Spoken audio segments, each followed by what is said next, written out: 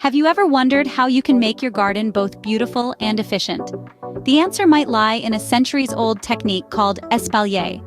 Espalier is the art of training trees, shrubs, and woody vines against a flat surface. Now, you might be thinking, how does one go about this process? Well, let's dive into it.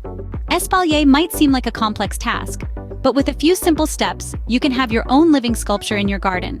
The journey begins with choosing the right plant. Typically, fruit trees like apple or pear are ideal.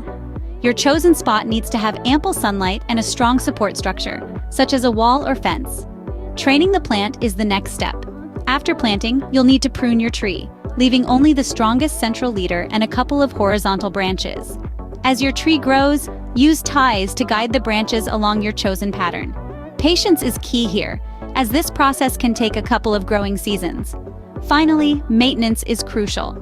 Regular pruning helps keep the shape, while fertilizing and watering ensure a healthy, fruit-bearing tree. It might take a bit of time, but the result is a stunning, functional piece of living art that will surely be the talk of your neighborhood. While the process of espalier might seem lengthy, it's important to remember a few key points. Regular pruning is paramount to shape and guide the tree's growth. Patience, too, is an essential virtue in this process, as it takes time for the tree to adapt and grow in its new form. But perhaps the most exciting aspect of espalier is its versatility, allowing you to shape trees in countless ways. Remember, the beauty of espalier is that it's as much a science as it is an art, and the only limit to what you can create is your imagination. So, are you ready to try your hand at espalier? Embrace the art of espalier and watch as your garden transforms, becoming both a feast for the eyes and a space-efficient marvel. And that's it for today's episode.